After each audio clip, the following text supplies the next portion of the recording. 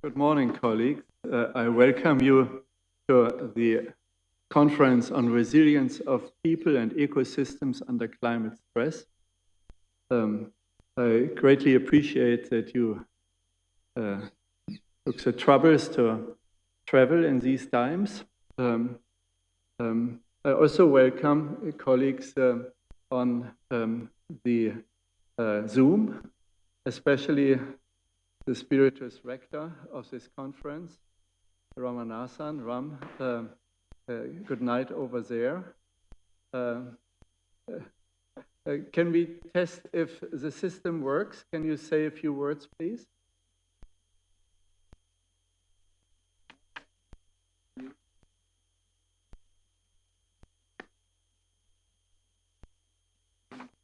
Can you unmute yourself? Thank you, Joachim. Can you hear me now? Yes, perfect. I also equally welcome Jane Lubchenko. Thank you. It's great to be here. Middle of the night over there, I believe. It is. Okay. We'll start with a few opening remarks.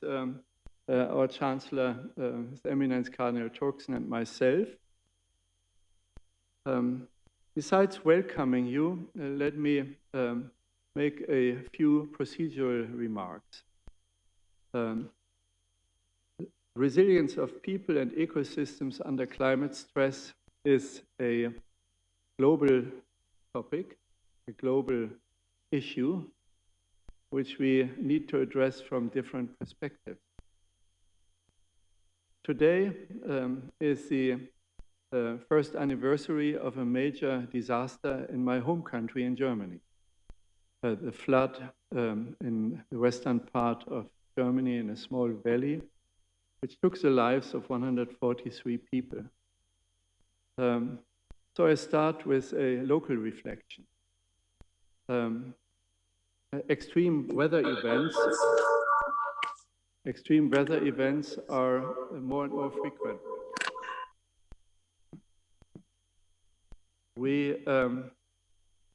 Today, the cabinet of the federal government of Germany has a session on resilience policies, on resilience, our topic.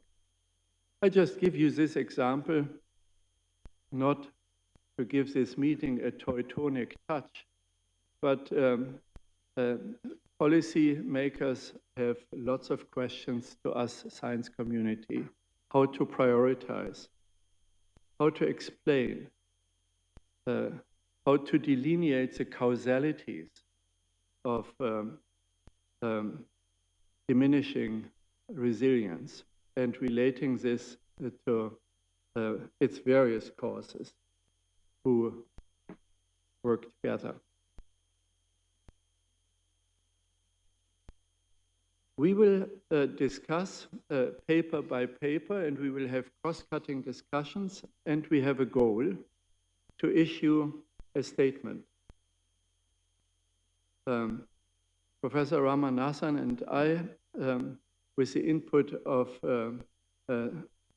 planning committee members, have prepared a draft statement.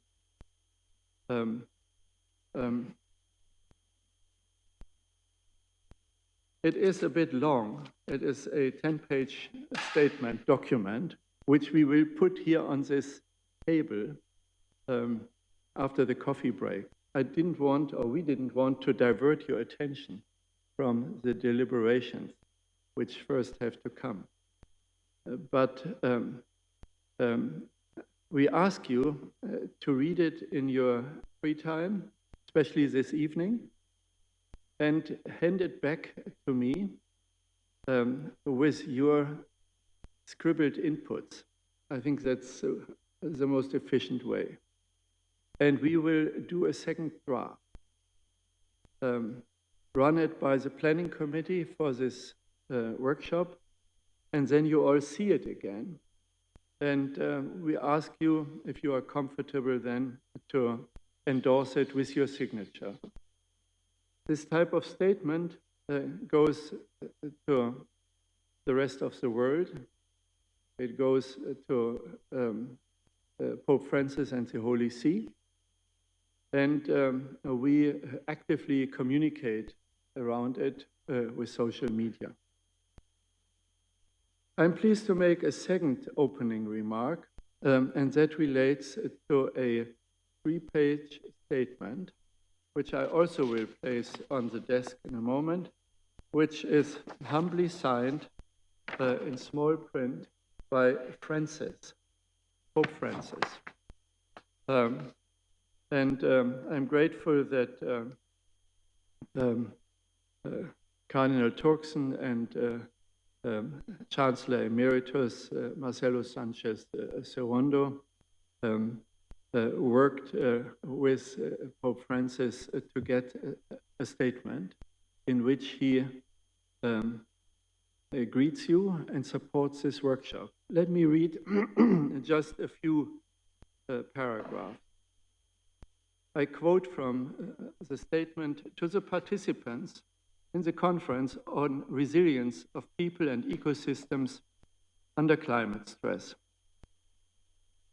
I continue to quote, I offer cordial greetings to the organizers and participants in the conference on resilience of people and ecosystems under climate stress, sponsored by the Pontifical Academy of Sciences.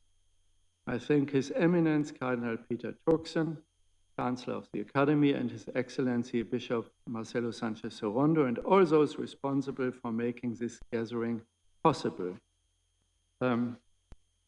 The phenomenon of climate change has become an emergency that no longer remains at the margins of society. That quote actually is a quote from our statement, which we had drafted and which you find in the booklet. So we are pleased to see that this has reached attention. I continue to quote, instead it has assumed a central place, reshaping not only industrial and agricultural systems, but also adversely affecting the global human family, especially the poor and those living on the economic peripheries of our world.